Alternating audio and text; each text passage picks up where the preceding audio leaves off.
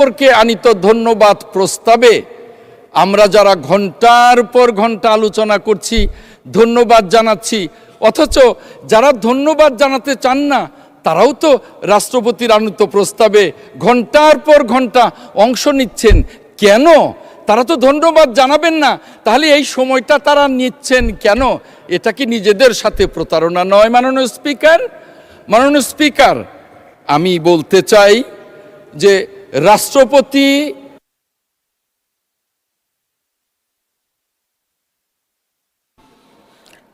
সময় অনেক কম, মাননীয় মন্ত্রী 2 মিনিটে শেষ করেন। স্পিকার, আমাকে 5 মিনিট সময় দিলে আমি খুশি হব। মাননীয় স্পিকার, আমি বিরোধী দলীয় নেতাকে ধন্যবাদ জানাতে চাই। তিনি যেদিন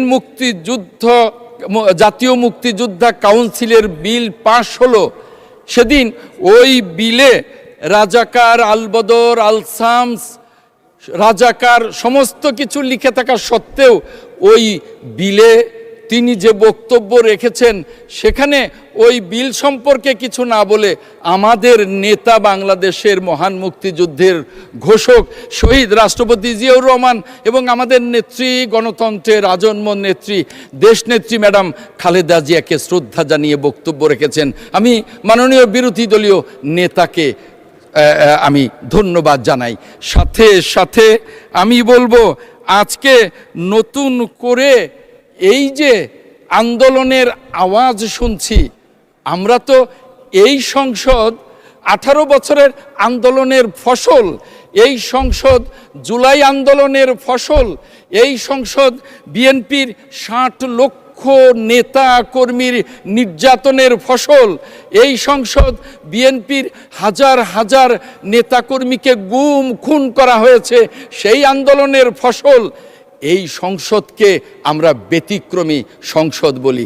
এই সংসদের মধ্য দিয়ে আমরা সামনের দিকে এগিয়ে যেতে চাই। আমরা আর বিরোধী দলকে ওই ভাষায় দেখতে চাই না যে জালো জালো, আগুন জালো, গণতন্ত্রের উপরে আগুন জালো। আমরা এটা দেখতে চাই না। আমরা এই সংসদের মধ্য দিয়ে একটি গণতান্ত্রিক সমাজ ব্যবস্থা কায়েম করতে চাই। আজকে বিরোধী দল বলেন যে একজন নেতা সেদিন বলেছেন যে আমরা গণতান্ত্রিক সমাজ ব্যবস্থার জন্য লড়াই করছি। তাহলে বলবো যে আপনাদের দল জামায়াতে ইসলাম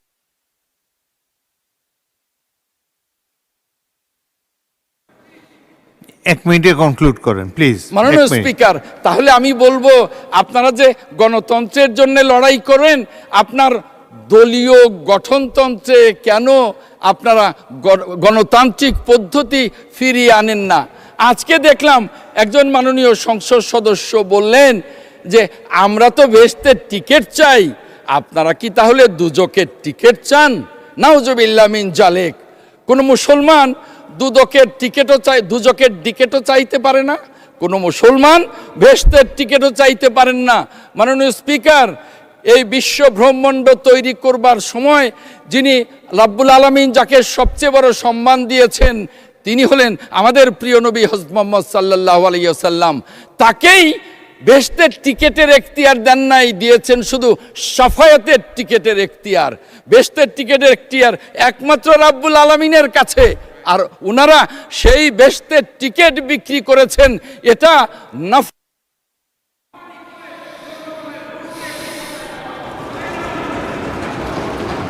আনম এহসানুল হক মিলন।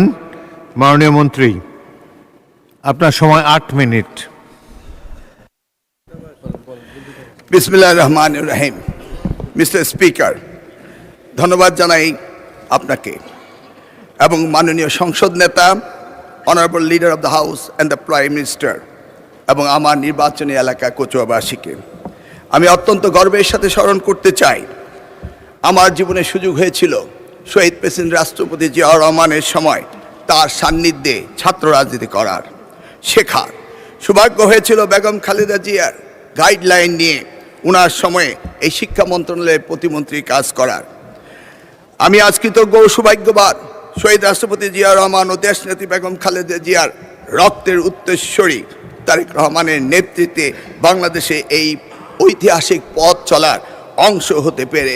মাননীয় স্পিকার, মিস্টার স্পিকার, আজ আমি লম্বা বক্তৃতা দিতে দাঁড়াইনি, কারণ বাংলাদেশের ইতিহাসে অতীতের যে কোনো সংসদের চেয়ে এই সংসদ একটি ইউনিক এবং একটি exclusive.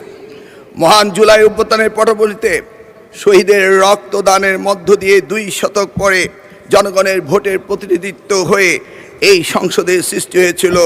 It is a very highly priced parliament in the country.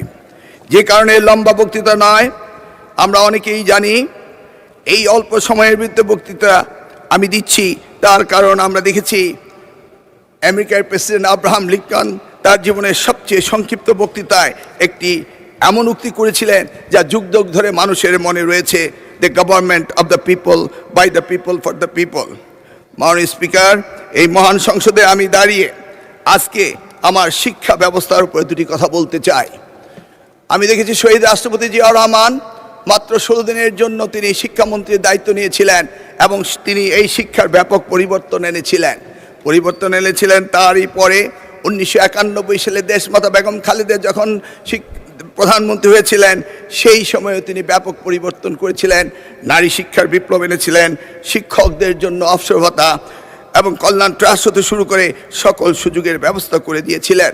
মাননীয় স্পিকার, আজকের এই প্রেক্ষাপটে আজকে আমাদের প্রধানমন্ত্রী তিনি নতুন ঘোষণা দিয়েছেন, 1 teacher 1 tab, free wifi, multimedia classroom হতে শুরু করে বিনামূল্যে স্কুলের ড্রেস এবং স্নাতক পর্যন্ত মেয়েদের উপবৃত্তির ব্যবস্থা, শিক্ষা খাতে মৌলিক বৈষম্য নিরসন এবং প্রাথমিক শিক্ষায় mid day meal, learning youth happiness হতে শুরু করে অসংখ্য, আমার এই স্বল্প সময়ে তা অসম্ভব নয় বলে আমি আর বাড়াচ্ছি না।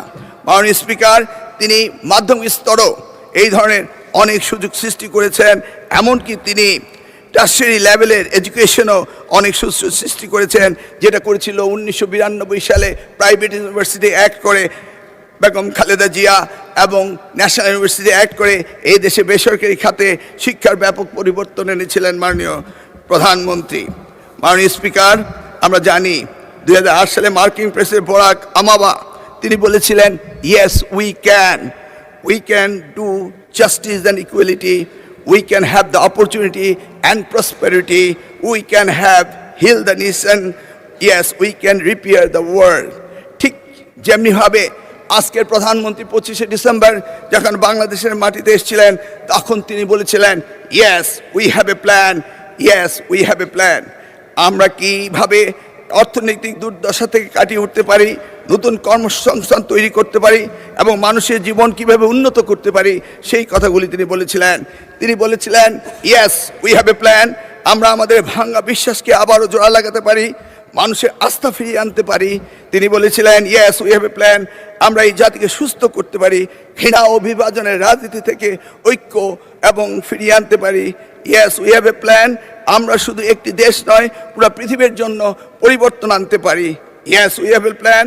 তার জন্য পুরনো বস্ত্রপ্রথা রাজনীতি থেকে বেরিয়ে আসতে হবে, ক্ষমতায় থেকে টেনে ফেলার রাজনীতি বাদ দিতে হবে, সমৃদ্ধ বাংলাদেশের পথে ঐক্যবদ্ধভাবে এগিয়ে নিতে হবে। মিস্টার স্পিকার, আমি সংক্ষেপে একটা কথা বলতে চাই। আজকের দিনে কিছু কিছু পাপের কথা উঠলেই কোথাও কোথাও বিশেষ প্রতিক্রিয়া দেখা দেয়। আমরা দেখেছি কারো কারো শরীরে জ্বালা ধরে, কিন্তু কেউ কেউ শুনতে না চাইলেও আমরা কি পাপের কথা ভুলে যাব? চাইলে কি সব ভুলে যায়? মিস্টার স্পিকার, আমরা সবাই জানি কিছু পাপ আছে যার কোনো ক্ষমা হয় না, যদিও না ক্ষতিগ্রস্তরা সেই ক্ষমা না করে দেন যেটা আমাদের পবিত্র কোরআন শরীফে রয়েছে। আমরা বাস্তবতায় অনেক সময় অনেক কিছু মেনে নেই, উপেক্ষা করি, হজম করি এবং কম্প্রোমাইজ করি, কিন্তু তাই বলে পাপ কি কখনো মুছে যায়? উত্তর একটাই, পাপ কখনো মুছে যায় না। সত্যটা হলো, এই জাতির ইতিহাসে সবচেয়ে বড় পাপের ঘটনাটি ঘটেছিল 1971 সালে। 54 বছর পরও জাতি তা ভুলে যায়নি। তার প্রমাণ 2026 সালের 12 ফেব্রুয়ারি আজকের এই মহান সংসদে আমরা এসেছি। সুতরাং এই পাপের কথা আমরা ভুলে যাব না, বরং প্রজন্ম থেকে প্রজন্ম আমরা এই পাপের কথা বলেই যাব। মাননীয় স্পিকার, মিস্টার স্পিকার, পরিস্থিতি আমি যা বলে শেষ করব তা সারা দেশের আমার অতি আদরের সোনামণিদের জন্য বলবো, তাদের উদ্দেশ্যে বলবো, এই তোমরা কেমন আছো? লেখাপড়া করছো তো? লেখাপড়া করতেই হবে, নকল প্রস্তফা জালিয়াতি কোনো কিছুই আর চলবে না। মিস্টার স্পিকার, আপনাকে ধন্যবাদ, আমি সময়ের মধ্যে শেষ করতে পেরেছি। আল্লাহ হাফেজ। ধন্যবাদ মাননীয় মন্ত্রী। পরবর্তী বক্তা মাননীয় মন্ত্রী জনাব জহিরুদ্দিন স্বপন। আপনার সময় 8 মিনিট। ধন্যবাদ মাননীয় স্পিকার। আমি চেষ্টা করব নির্ধারিত সময়ের মধ্যেই আমার আলোচনা শেষ করতে, এবং আলোচনা আপনি যেভাবে নির্ধারণ করে দিয়েছেন তাতে আমি যেভাবে প্রস্তুতি নিয়েছিলাম মাননীয় চিফ হুইপের পরামর্শ অনুযায়ী আমার সেই বক্তৃতার যত জামা কাপড় ছিল সব জামা কাপড় বক্তৃতার খুলে ফেলেছি। এখন বক্তৃতা যা দাঁড়াবে তা সম্ভবত আপনাদের সকলের জন্যই একটু বিরক্তিকর হয়ে যেতে পারে। প্রথমে আমি আপনাকে ধন্যবাদ জানাই যে মহান এই জাতীয় সংসদে আপনার মতো একজন বীর মুক্তিযোদ্ধা রণাঙ্গনের অভিজ্ঞতা নিয়ে আপনি বসে আছেন স্পিকারের চেয়ারে। দেশের আইন বিভাগের মতো একটা স্তম্ভের প্রধান অভিভাবক আপনি। আপনার পিছনে শোভা পাচ্ছে জাতীয় প্রতীক শাপলা, তার ঊর্ধ্বে আছে সর্বশক্তিমানের বাণী। আপনার এই ছবি যদি আমরা ভালোভাবে বিশ্লেষণ করি, ব্যাখ্যা করি, তাহলে আজকের জাতীয় সংসদের একটা চেহারা, একটা চিত্র এবং এর রাজনৈতিক নিগুড়তাকে আমরা খুঁজে পাব। আপনি যখন এখানে বসে আছেন তখনই সংসদ নেতার আসনে বসে আছেন একজন বীর উত্তমের সন্তান, বসে আছেন দেশনেত্রীর সন্তান, বসে আছেন বিগত 17 বছরের ফ্যাসিবাদ বিরোধী আন্দোলনে যিনি 7 সাগর 13 নদীর পারে বসে নেতৃত্ব দিয়ে আজকে জনগণের ভোট নিয়ে এখানে সংসদ নেতার দায়িত্ব নিয়েছেন। সাথে নিয়ে আসছেন আমাদের মতো সহকর্মীদেরকে। পাশে আছেন 69-এর গণ আন্দোলনের ছাত্র আন্দোলনের একজন নেতা, আমাদের মহাসচিব। বিরোধী দলের আসনে আসেন এমন একজন ব্যক্তি কারাগারে যার সান্নিধ্য পাওয়ার সুযোগ হয়েছে আমার জানা মতে তিনি ইসলামী ছাত্র সংঘ মতো এরকম একটা প্রচলিত ছাত্র সংগঠনের প্রোডাক্ট হিসাবে জামায়াতে ইসলামের রাজনীতিতে আসেন নাই। তিনি তার নিজস্ব চিন্তা থেকেই জামায়াতে ইসলামীকে দেখেন এবং নেতৃত্ব দেন। আজকের বাংলাদেশের সংসদের এই যে বৈচিত্র্য, এই বৈচিত্র্যের সঙ্গে বিগত 12টি জাতীয় সংসদের তেমন কোনো মিল খুঁজে পাওয়া যাবে না। 12টি জাতীয় সংসদের নির্বাচনের আগে এবং পরে, সংসদের ভিতরে এবং বাইরে সবসময় রাজনীতিটা ছিল কিন্তু একটা দ্বিদলীয় কাঠামোর মধ্যে। কিন্তু এই প্রথম বাংলাদেশের রাজনীতিতে ভোটের পরিসংখ্যান থেকে শুরু করে আমরা যদি এই সংসদের চিত্র দেখি এবং পালিয়ে থাকা ফ্যাসিবাদের সমর্থক ভোটারদের মধ্যে যারা বিরাজ করেন তারা এবার কোথায় ভোট দিয়েছেন আমরা জানি না। তবে জামায়াতে ইসলামী বাংলাদেশ সহ তার 11 দলীয় জোটের এবারের নির্বাচনের যে জাদুকরী সংখ্যা তা দেখে এটা একটা গবেষণার দাবি রাখে।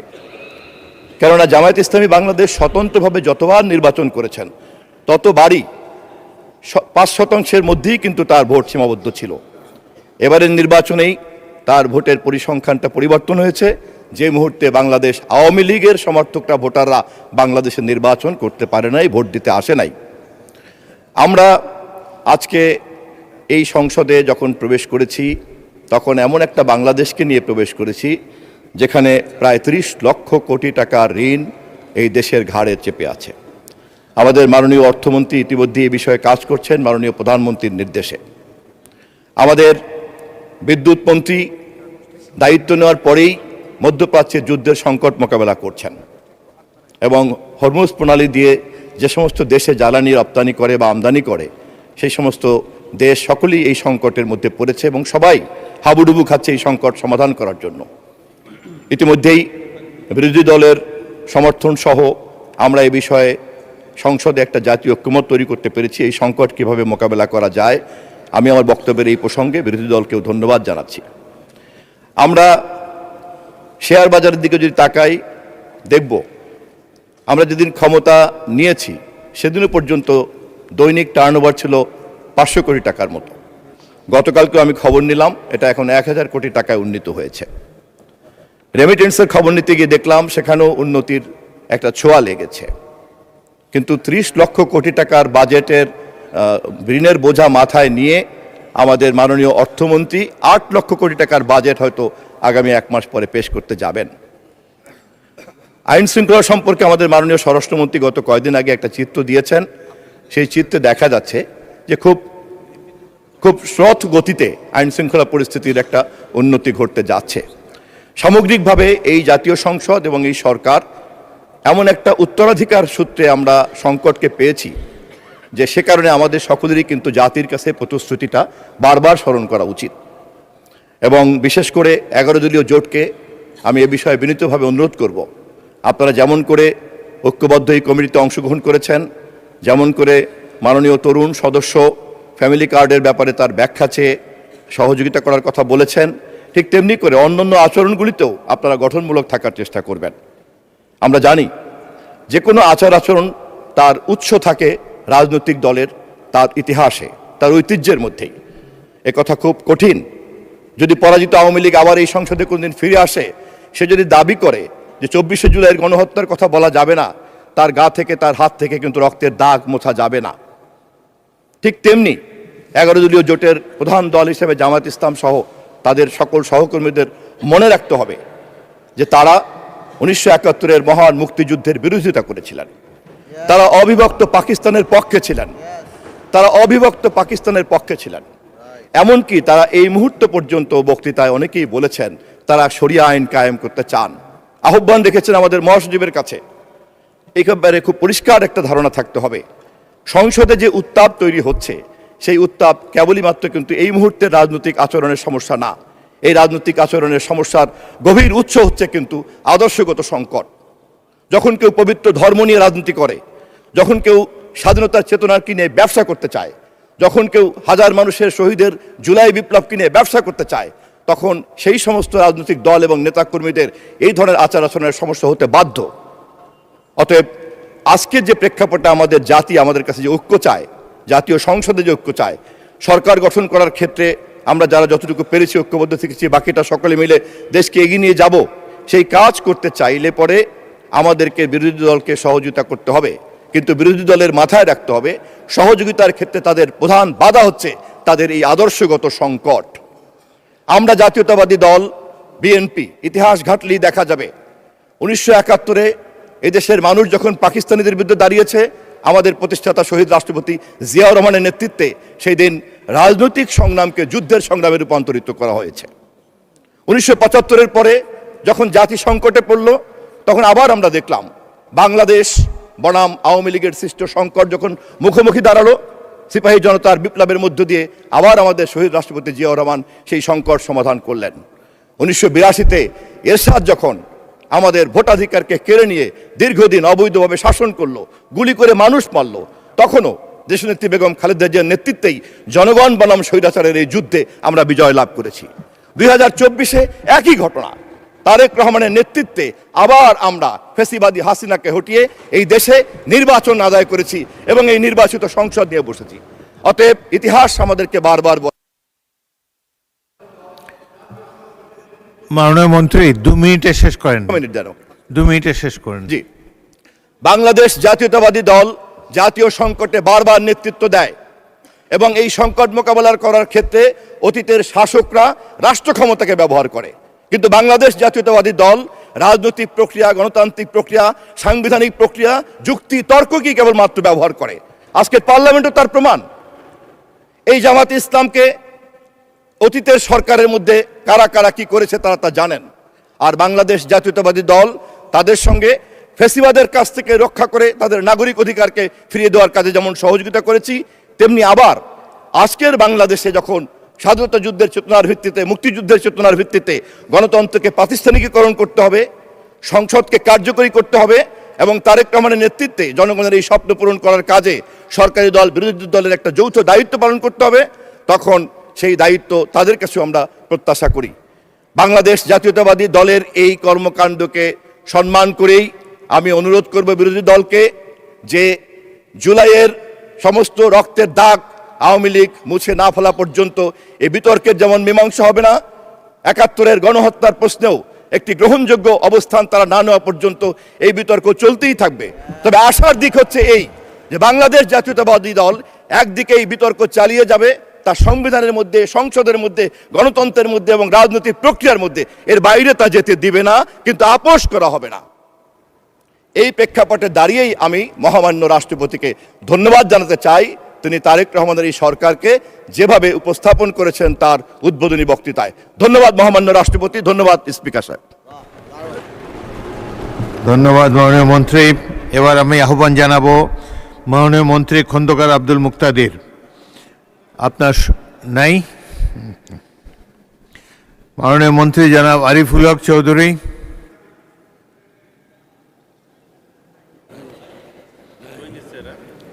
মাননীয় মন্ত্রী জনাব মিজানুর রহমান মিনু। আপনার সময় 6 মিনিট।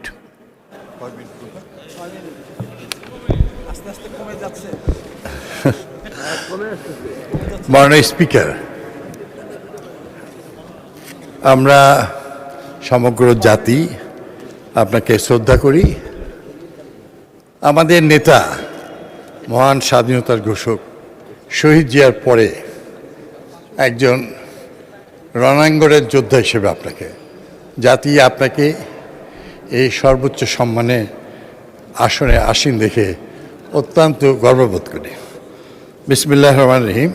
মাননীয় স্পিকার, আপনাকে ধন্যবাদ। আমি মহান মুক্তিযুদ্ধের লাখো শহীদ বীর মুক্তিযোদ্ধাদের শ্রদ্ধার সাথে স্মরণ করছি, যাদের আত্মত্যাগের বিনিময়ে আজকের এই স্বাধীন সার্বভৌম বাংলাদেশ। আমি 2024 সালের জুলাই আগস্টের ছাত্র জনতার গণঅভ্যুত্থানের শহীদ ও আহতদের দীর্ঘ 17 বছরের ফ্যাসিস্ট শাসনের আমলে গুম, খুন, বিচার বহির্ভূত হত্যাকাণ্ড ও ফ্যাসিবাদী বিরোধী আন্দোলনের নির্যাতন ও নিপীড়নের শিকার সকলকে আমি কৃতজ্ঞতায় স্মরণ করছি, যাদের অসামান্য ত্যাগের বিনিময়ে বাংলাদেশ ফ্যাসিবাদী জুলুম থেকে মুক্ত হয়ে আজকের এই গণতান্ত্রিক ধারায় যাত্রা শুরু করেছে। আমি কৃতজ্ঞতা জানাই মাননীয় স্পিকার, আমাদের প্রিয় রাজশাহী সবুজ, পরিচ্ছন্ন, সুন্দর, শান্তিপূর্ণ মহানগরী, বরেন্দ্র সভ্যতার প্রাণকেন্দ্র, হযরত শাহ মখদুমের উপর সমালতের পবিত্র মাটি, আমাদের মহান 69-এর গণ অভ্যুত্থানের মহান নেতা প্রফেসর ডক্টর জোহা, আমাদের বীর শ্রেষ্ঠ ক্যাপ্টেন শহীদ জাহাঙ্গীরের পবিত্র মাটি রাজশাহীর হয়ে রাজশাহীবাসী, যারা আমাকে আজ এই মহান সংসদে প্রতিনিধিত্ব করার সুযোগ দিয়েছে তাদের। রাজশাহী শুধু বাংলাদেশ নয়, এই উপমহাদেশের শিক্ষা, সংস্কৃতি, সাহিত্য এবং সব কিছুতেই রাজশাহী সর্বোচ্চ। রাজশাহীর সন্তানেরা সারা বিশ্বে আজকে তাদের সুমহান উচ্চ আসনে অধিষ্ঠিত। আমি গর্ববোধ করি সেই রাজশাহী এবং আপনাদের এই সন্তান হিসেবে। মাননীয় স্পিকার, মহান আমাদের প্রিয় স্বাধীনতার ঘোষক শহীদ জিয়াউর রহমান, আপনার মনে আছে বাংলাদেশের আকাশ বাতাস যেদিন, বাংলাদেশের বাতাসে যেদিন বিষাক্ত বারুদের ধোঁয়ায় আচ্ছন্ন ছিল, জাতি দিশাহারা ছিল, সেই দিন আমাদের সামনে একটি ভাষণ ভেসে এসেছিল। আমি মেজর জিয়া বলছি, বাংলা মায়ের সন্তানেরা হাতিয়ার তুলে নাও, পাকিস্তানি হানাদার বাহিনীর বিরুদ্ধে লড়াই করো, বাংলাদেশের স্বাধীনতা অর্জন করো। সেই আহ্বানে বাংলাদেশের স্বাধীনতা সংগ্রামকে ত্বরান্বিত করেছিল। আমরা সেই কিশোর যৌবন বয়সে সেই মহান স্বাধীনতা যুদ্ধে অংশগ্রহণ করেছিলাম। আমি সেই মহান নেতা শহীদ জিয়াকে মর্মর পাথরে বাঁধা কোনো শ্বেত পাথরে পাওয়া যাবে না। শহীদ জিয়াকে পাওয়া যাবে বাংলাদেশের সেই গ্রামীণ অঞ্চল, সেই কৃষকের ফসলে ভরা সেই শীতের শেষে ধানের শীষের মাঝে। শহীদ জিয়া আছে আমাদের হৃদয়ে, শহীদ জিয়া আছে বাংলাদেশের মানুষের চোখের মণিকোঠায়। আমি তার আত্মার মাগফিরাত কামনা করছি। মাননীয় স্পিকার, বাংলাদেশ আমাদের মায়ের মুহূর্ত প্রতীকী হচ্ছে দেশনেত্রী বেগম খালেদা জিয়া, মরহুম আমাদের নেত্রী, আজ তিনি আমাদের মাঝে নাই, কিন্তু এই বাংলাদেশকেই তিনি আমাদেরকে সর্বোচ্চ মহান সম্মান বয়ে আনার সুযোগ করে দিয়েছেন। আমাদের মতো আজ এই সংসদের যে সংসদ সদস্যদের দেখছেন, সারা দেশের আরো অনেক নেতা, সবই খালেদা জিয়া বাংলাদেশের নেতৃত্ব দিয়ে সেই নক্ষত্র, যে নক্ষত্র কখনো মিশে যায় না, আলো দেয়, সেই আলো দিয়েই দেশ নেত্রী বেগম খালেদা জিয়া বাংলাদেশের নারী সমাজকে তিনি আলোর পথ দেখিয়েছেন। বাংলাদেশে তিনি আপসহীন নেত্রী, তিনি তার জীবন দিয়ে বাংলাদেশকে পৃথিবীর মানচিত্রে সুপ্রতিষ্ঠিত করেছেন। আজ দেশ নেত্রী বেগম খালেদা জিয়া সারা বিশ্বের নিপীড়িত জনসাধারণের নেত্রী, সারা বিশ্বের নেত্রী, আমাদের গর্ব এবং অহংকার। মাননীয় স্পিকার, দয়া করে একটু সময় বাড়াই দিন। আমাদের প্রিয় নেতা, আমাদের শহীদ জিয়া বেগম খালেদা জিয়ার প্রতিচ্ছায়া, তিনি সেই নেতা। মাননীয় মন্ত্রী, আপনি 2 মিনিটে কনক্লুড করেন। শিওর। মাননীয় স্পিকার, 17 বছর নিরবচ্ছিন্ন আন্দোলনের সকাল বিকাল রাত্রি, গভীর রাত্রিতে যিনি অনেক নির্মম নির্যাতিত হয়েছেন, এত বড় প্রেসিডেন্ট শহীদ জিয়া, দেশনেত্রী বেগম খালেদা জিয়ার সন্তান, দীর্ঘ সময় ধরে বাংলাদেশের মানুষের সুখে দুঃখে যিনি সব সময় ছিলেন, তাকে নির্মম নির্যাতনের শিকার হয়েছে। আমরা তো হয়েছি, আমাদের কথা বাদই দিলাম, কিন্তু তিনি এই আন্দোলনকে সুসংগঠিত করেছিলেন। তিনি সব সময় সর্বস্তরের নেতাকর্মী তাদেরকে, আমার স্নেহের ছোটরা আছেন নিউ জেএনজি, আমরা তাদের উপরে অনেক কিছুই, আমাদের সঙ্গেও আছেন, তারাই ভবিষ্যতে জাতির নেতৃত্ব দেবে। আপনারা মনে আছে না, আমাদের প্রিয় নেতা জনাব তারেক রহমান সাহেবের সঙ্গে অনেক পরামর্শ কথা বলেছেন, এগিয়েছিলেন।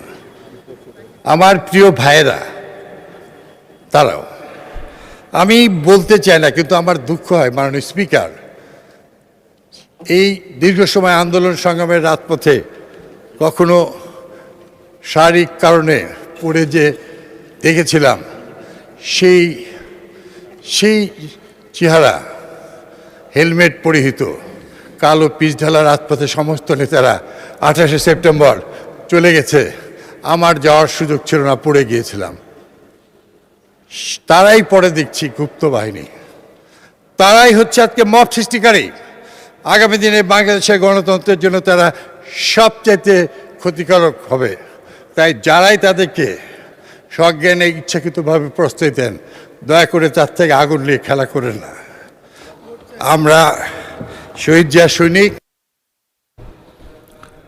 ধন্যবাদ মাননীয় মন্ত্রী। আচ্ছা, 1 মিনিটে শেষ করেন। আসলে আমি তো, হ্যাঁ, আমার ভাইরাও অনেক অল্প সময় বলেছে। আমাদের নেতা জনাব তারেক রহমান, প্রধানমন্ত্রী, সংসদ নেতা,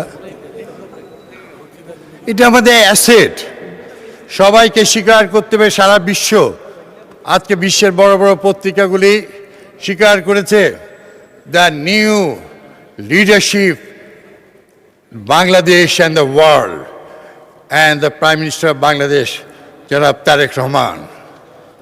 আমি তো 68 দিনে, স্যার, একদিনও আমি প্রথমে সংসদে আসতে পারি নাই, মন্ত্রণালয়েও যেতে পারি না। সবার আগে আসেন আমাদের মাননীয় প্রাইম মিনিস্টার। সময়ের জ্ঞানের সঙ্গে সঙ্গে দিয়ে তিনি চলেন শহীদ জিয়ার প্রতিচ্ছয়ে, ম্যাডামের হয়ে। আমরা আশা করছি বাংলাদেশ ইনশাল্লাহ আগামী দিনে সেই চূড়ান্ত লক্ষ্যেই পৌঁছাবে যে সব। ধন্যবাদ মাননীয় মন্ত্রী। পরবর্তী বক্তা মাননীয় মন্ত্রী জনাব আব্দুল্লাহ আল মিন্টু।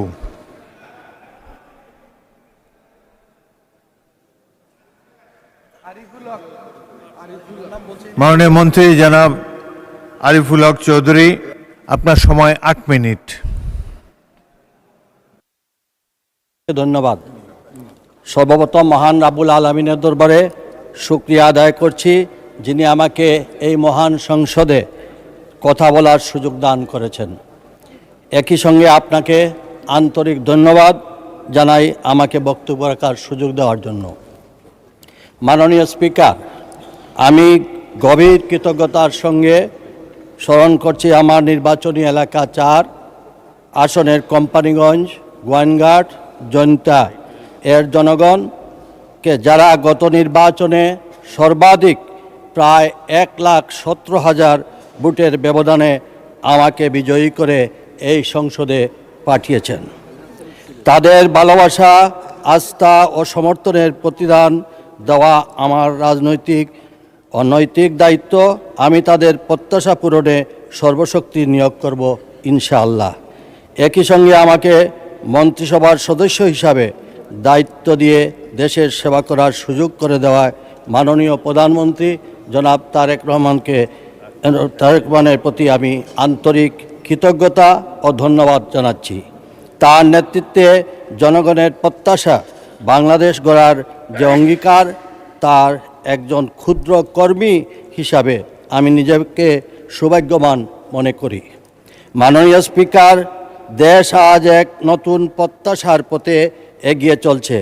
দীর্ঘদিনের স্থবিরতা, হতাশ ও বৈষম্যের অবসান ঘটিয়ে জনগণের জীবনযাত্রায় ইতিবাচক পরিবর্তন আনার জন্য বর্তমান সরকার স্বল্প সময়ের মধ্যেই নানা রকম পদক্ষেপ নিয়েছে।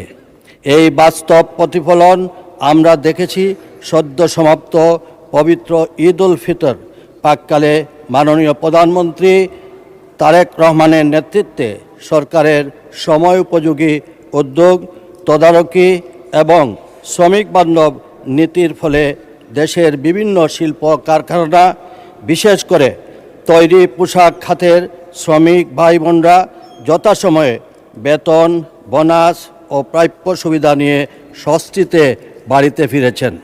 মাননীয় স্পিকার, আমার দাবি, জাতীয় স্বার্থ অক্ষুণ্ণ রেখে এই এলাকায়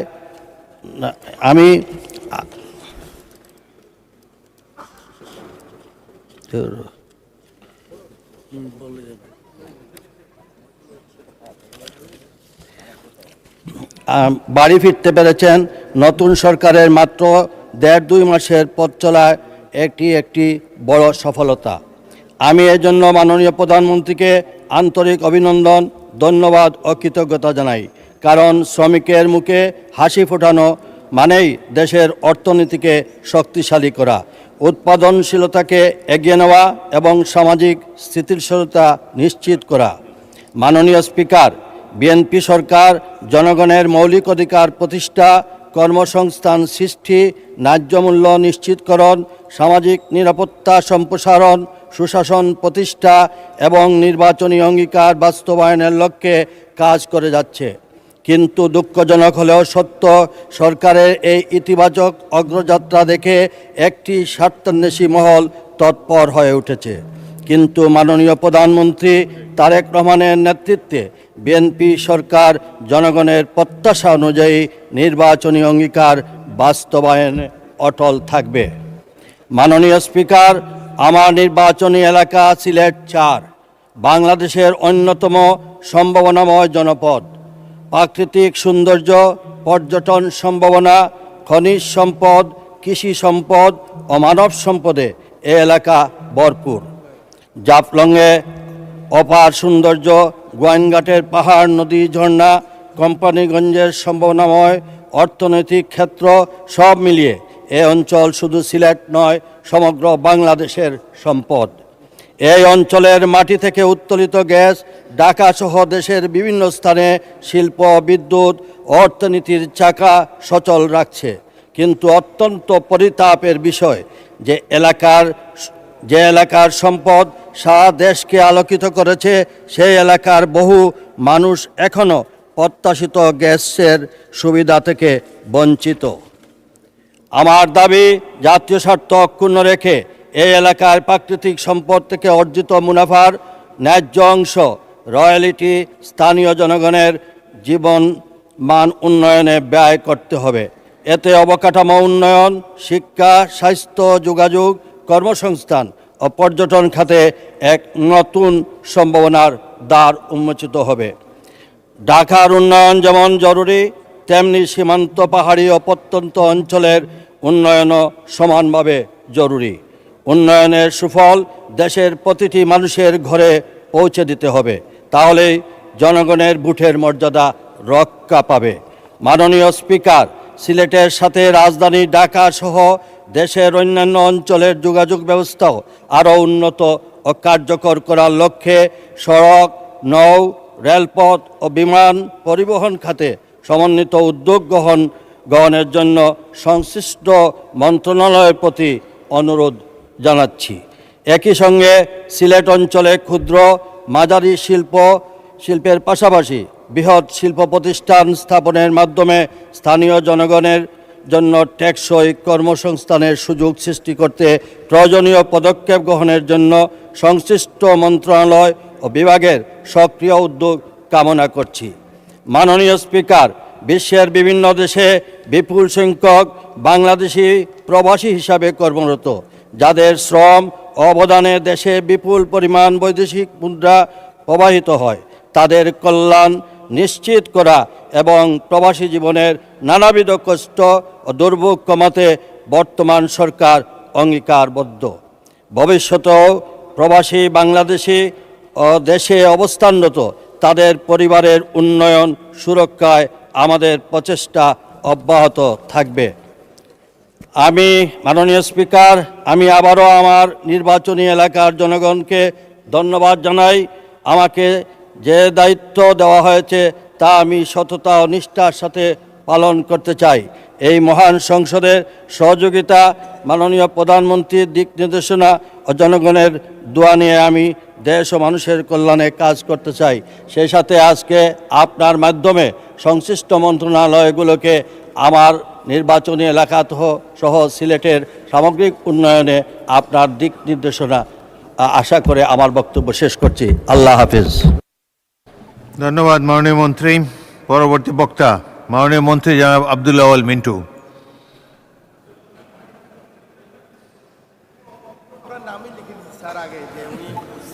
মাননীয় মন্ত্রী, আপনি অসুস্থ? আপনাকে ধন্যবাদ মাননীয় স্পিকার, আমি একটু অসুস্থ। আচ্ছা।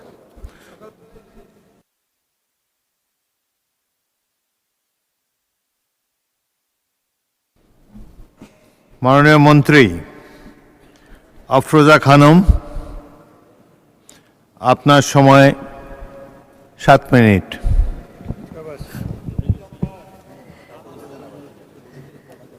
মাননীয় স্পিকার, আপনাকে ধন্যবাদ।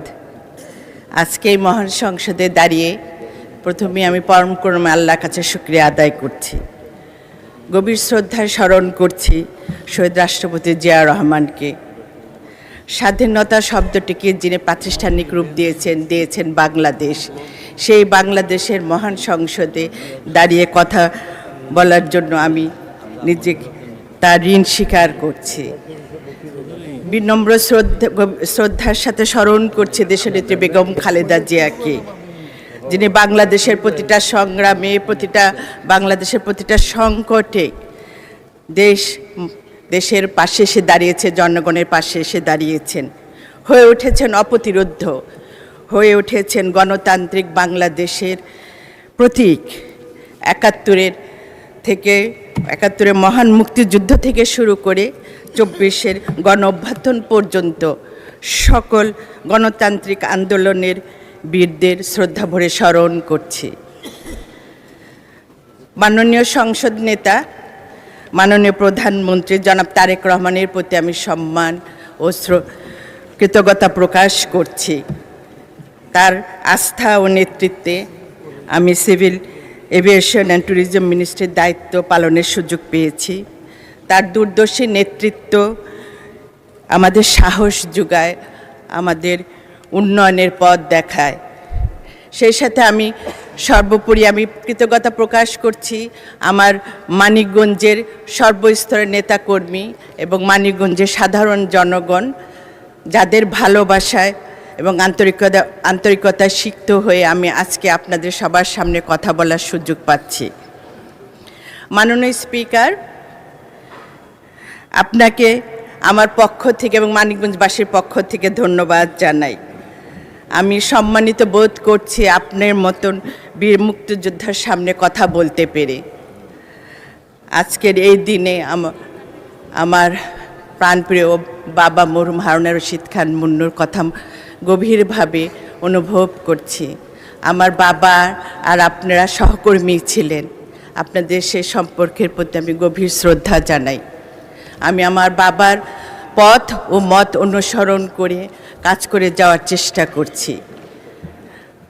মাননীয় স্পিকার, যখন এই জুলাই বিপ্লবকে ৭১-এর মহান মুক্তিযুদ্ধের সাথে কম্পেয়ার করা হয়, তখন এই মহান মুক্তিযুদ্ধ ছোট হয়ে যায়, বাংলাদেশ খাটো হয়ে যায়, আমরা লজ্জিত হই। মুক্তিযুদ্ধ কোনো পলিটিক্যাল মেটাফর্ম না, এটা আমাদের অস্তিত্ব। আর জুলাই বিপ্লব বাংলাদেশের বিপ্লব, বাংলাদেশের গণ অভ্যুত্থান। এই বিপ্লবের গ্রাউন্ড তৈরি করেছে বাংলাদেশের জনগণ, সাথে ছিল বিএনপি, পাশে ছিল বিএনপি। এই বিপ্লবের পটভূমি তৈরি হতে ১৭ বছর লেগেছে, এটি ১ মাসের বিপ্লব নয়। আর এই বিপ্লবের পটভূমিতে ছিলেন আমাদের দেশনেত্রী বেগম খালেদা জিয়া, যিনি কারাবরণ করেছেন, যিনি সন্তানহারা হয়েছেন, যিনি তার বড় সন্তানকে জনাব তারেক রহমানকে দেশ ও দেশের মানুষের জন্য উৎসর্গ করেছেন, যার নেতৃত্বে আজকে আমরা নতুন বাংলাদেশ পেয়েছি। এবং সেই বাংলাদেশ হলো আজকের এই বর্তমান গণতান্ত্রিক সরকার।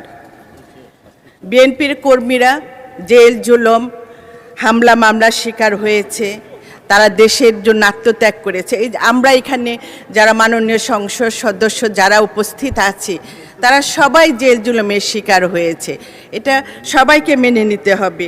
আর ফ্যাসিস্ট সরকার সরানো এত ১ মাসে ফ্যাসিস্ট সরকারের পতন হয় না, হতে পারে না। আমার যারা এখানে বিরোধী ভাইরা আছেন তাদের বলবো, সত্যের সাথে থাকুন, সত্যকে স্বীকার করুন। কথায় কথায় তাচ্ছিল্যভাবে কথা বলাটা ঠিক নয়, এটা ওভার কনফিডেন্স। আমরা শহীদ জিয়া রহমান, দেশনেত্রী বেগম খালেদা জিয়া, জনাব তারেক রহমানের কর্মী। We are not over confident, but we are confident. আমরা দেশকে এবং দেশের মানুষকে সেবা দিতে এসেছি। আমরা রাতারাতি এই মহান সংসদে আসি নাই, আমাদের দৃশ্যমান পরিচয় ছিল, আছে এবং থাকবে। আমরা কখনো পরিচয় লুকাই নাই। বীরের পরিচয় থাকে, কাপুরুষের পরিচয় থাকে না। তারা বর্ণচোরা, তারা গুপ্ত। আর আজকে এখানে একটা কথা উঠেছে, তা আমার বিরোধী ভাইরা বলেছেন যে বেহেশতের কথা। আসলে এটা পরম করুণা আল্লাহ জানেন তার কার আমল নামা কাকে কোথায় নিয়ে যাবে। কিন্তু আমরা বেচাকেনার মধ্যে ছিলাম না। আমরা কি বেঁচে, আমরা আমাদের দেশপ্রেম, আমাদের ঠিকানা ছিল দেশপ্রেম। সেই দেশপ্রেমটা আমরা মানুষের মাঝে নিয়ে গেছি, জনগণের ভালোবাসাটা সবার মাঝে ছড়িয়ে দিয়েছি, যেই জন্য আজকে আমরা আমাদের মাননীয় প্রধানমন্ত্রীর নেতৃত্বে আজকে আমরা এই সংসদে বসার সুযোগ পেয়েছি। মাননীয় স্পিকার, গণতন্ত্রহীন, ভোটহীন, বিপন্ন বাংলাদেশের আশার প্রতিফলন আজকের এই সরকার। গণ অভ্যুত্থান স্পষ্ট করেছে এই রাষ্ট্রের প্রকৃত মালিক এই দেশের জনগণ। এই কারণেই জুলাই সনদের প্রত্যেকটি দফা অক্ষরে অক্ষরে বাস্তবায়নে আমরা বদ্ধপরিকর। মাননীয় স্পিকার, এই কথাটা আমার নয়, এই কথাটা জনাব তারেক রহমানের, ২০ কোটি মানুষের প্রধানমন্ত্রীর, যার বাবা স্বাধীনতার ঘোষক, যার মা গণতান্ত্রিক বাংলাদেশের প্রতীক। তার কথায় আস্থা রাখা মানে সত্য, ন্যায় ও সুন্দরের চর্চা করা। এই সরকারের বয়স মাত্র ২ মাস, কিন্তু এই 2 মাসে আপনারা সবাই দেখেছেন, মাননীয় প্রধানমন্ত্রীর কর্মযজ্ঞ দেখেছেন, যিনি প্রতিটা মুহূর্ত দেশের মানুষের জন্য কাজ করে যাচ্ছেন, মানুষের জীবনমান উন্নয়নের জন্য কাজ করে যাচ্ছেন। কিন্তু আমার একটাই দুঃখ, আমাদের বিরোধী ভাইদের পক্ষ থেকে আমি আমার মাননীয় প্রধানমন্ত্রীর প্রতি কোনো কৃতজ্ঞতা বা ধন্যবাদ পর্যন্ত এখন পর্যন্ত। মাননীয় মন্ত্রী 2 মিনিটে শেষ করেন, another 2 minutes প্লিজ। আমরা মহিলারা সংখ্যায় অনেক কম আছে এখানে, একটু সময় দেন মাননীয় স্পিকার।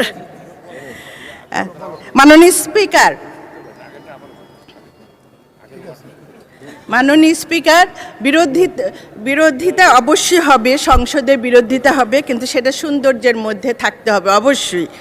এই জুলাই সনদ নিয়ে অতিরিক্ত বিতর্ক চলছে, এটা মনে হচ্ছে বিরোধিতার জন্যই বিরোধিতা করা হচ্ছে, এতে সংসদীয় সৌন্দর্য নষ্ট হচ্ছে। আমরা যারা এখানে আছি, আমরা আমাদের জনগণের প্রতি অনেক প্রত্যাশা, আমাদের প্রতি অনেক প্রত্যাশা আছে। আমরা জনগণের প্রতি যে কমিটমেন্ট করেছি, সেই কমিটমেন্ট আমাদের সবাইকে ফুলফিল করতে হবে।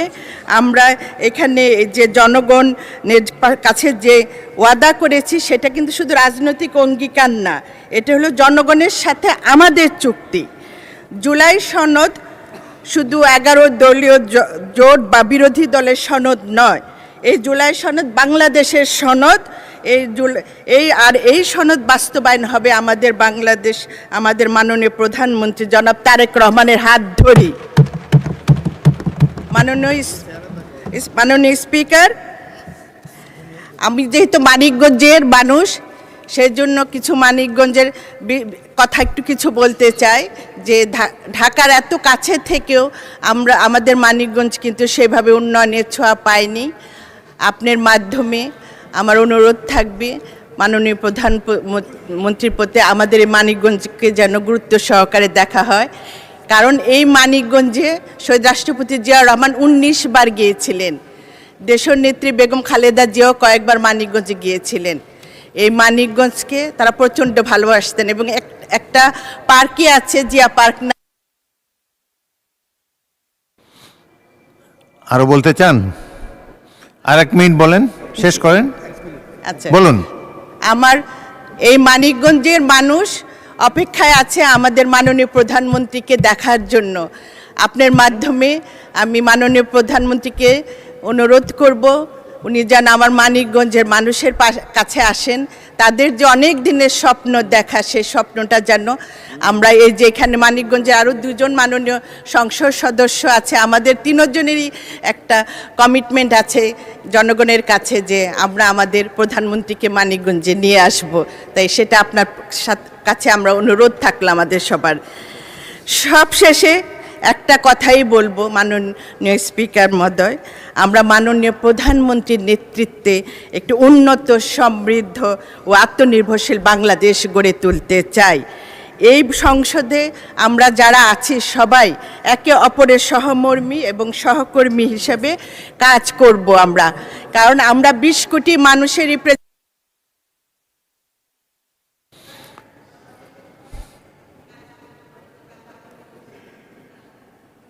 ধন্যবাদ মাননীয় মন্ত্রী, ধন্যবাদ।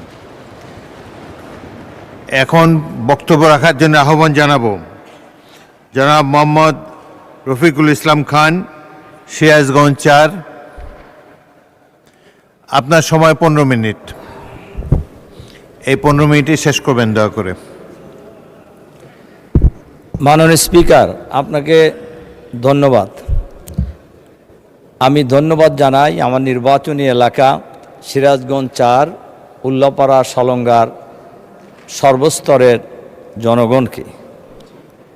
মাননীয় স্পিকার, আমি শুরুতেই শ্রদ্ধার সাথে স্মরণ করছি মুক্তিযুদ্ধে যারা জীবন দিয়েছেন এবং বাংলাদেশে বিভিন্ন সময়ে যারা দেশকে মুক্ত রাখার জন্য, দেশের মানুষের অধিকার প্রতিষ্ঠার জন্য জীবন দিয়েছে। সবশেষে জুলাই গণ অভ্যুত্থানে যারা জীবন দিয়েছেন, সেই সকল বীর শহীদদেরকে আমি শ্রদ্ধার সাথে স্মরণ করছি। মুক্তিযুদ্ধে যারা জীবন দিয়েছেন তাদের জন্য এজন্যই আমি স্মরণ করি, তারা আমাদেরকে একটা স্বাধীন বাংলাদেশ, নতুন বাংলাদেশ দিয়েছে। আর জুলাই বিপ্লবে, জুলাই অভ্যুত্থানে যারা জীবন দিয়েছেন তাদেরকে আমি শ্রদ্ধার সাথে এজন্যই স্মরণ করি, তাদের এই গণ অভ্যুত্থানের কারণেই আমরা এই পার্লামেন্টে আসার সুযোগ পেয়েছি, পার্লামেন্ট বসেছে এবং আমরা এমপি হওয়ার সুযোগ পেয়েছি। মাননীয় স্পিকার, আমি শুরুতেই রাষ্ট্রপতির ভাষণের উপরে ধন্যবাদ দিতে পারছি না এই কারণেই যে রাষ্ট্রপতি গত গণহত্যার সাথে সরাসরি জড়িত, উনি শেখ হাসিনার কোনো কাজকেই অপছন্দও করেন নাই, নিষেধও করেন নাই, বরং তার সকল কাজকে তিনি নির্বিঘ্নে সহযোগিতা করে গিয়েছেন। কাজেই এরকম একজন গণহত্যাকারী ব্যক্তিরকে আমরা ধন্যবাদ জানাইতে পারি না। এই চপ্পু সাহেবের মধ্যে কি মধু আছে আমি জানি না। সাবেক প্রধানমন্ত্রী, বিরোধী দলীয় নেত্রীর বিরুদ্ধে যে মামলা হয়েছিল, যেটা শেখ হাসিনা পদত্যাগের আগ পর্যন্ত বলে গেছেন এতিমের টাকার কথা, এই মামলার তদন্ত কমিশনার ছিলেন হলো চপ্পু সাহেব, তখন দুর্নীতি দমন কমিশনের। কাজেই আমরা জানি না ওনার ব্যাপারে এত দুর্বলতা কেন। তবে বিএনপি তো পারে। বিএনপির এক সময়ের মহাসচিব বি চৌধুরীকে রাষ্ট্রপতি থেকে সরাইতে তো সময় লাগে নাই, নতুন রাষ্ট্রপতি হয়েছে। বহু লোক বিএনপিতে আছে যারা রাষ্ট্রপতি হওয়ার মতো লোক, কিন্তু এরকম একজন বিতর্কিত ব্যক্তিকে কেন রাষ্ট্রপতি রাখছে এটা বিএনপি ভালো বলতে পারবেন। মাননীয় স্পিকার, সরকারি দলের বক্তব্যতে আমরা শুনছি, আমরা শুরুর থেকেই লক্ষ্য করছি দেশে আর কোনো সমস্যা নাই। সরকারি দলের লোকদের বক্তব্য শুনলে মনে হয় দেশে আর কোনো সমস্যা নাই, সমস্যা হলো বিরোধী দল। এবং উঠার পর থেকেই দেখি বিরোধী দলের ব্যাপারে, বিরোধী দলের বিরুদ্ধে বিভিন্ন কথা বলা হচ্ছে। আমাদের নেতা আজহারুল ইসলাম সাহেব আগে বলে গেছেন 91 সালে বিএনপি যখন সরকার গঠন করতে পারছিলেন না, সরকার গঠন করার মতো আসন পাননি, তখন জামাত নিঃস্বার্থভাবে বিএনপিকে সরকার গঠনের সমর্থন দিয়েছে। এটা কি বিএনপির কৃতজ্ঞতা স্বীকার করা উচিত নয়? আমরা 97 সাল থেকে একসাথে আন্দোলন, একসাথে নির্বাচন, একসাথে সরকার গঠন, এইভাবে আন্দোলন হয়েছে, নির্বাচন হয়েছে, সরকার গঠন হয়েছে। সেই সরকারে জামাত ইসলামীর মন্ত্রী ছিল 2 জন। এটা জামাত এবং বিএনপির মধ্যে যে একটা সেতুবন্ধন ছিল, এটাই তো বোঝা যায়। কিন্তু এরপর থেকে জুলাই বিপ্লব, জুলাই গণঅভ্যুত্থান পর্যন্ত আমরা তো প্রায় একসাথেই ছিলাম। তখন তো কেউ সমস্যার কথা বলেন নাই। এবং বলা যায় এই স্বৈরাচারী আমলে এইখানে আমরা যারা আছি অনেকেই বলেছেন, আমাদের সরকারি দলের বন্ধুরা বলেছেন, আমাদের বিরোধী দলের বন্ধুরা বলেছেন যে আমরা এখানে জুলুম নির্যাতনের শিকার হই নাই, এরকম লোকের সংখ্যা খুবই কম পাওয়া যাবে।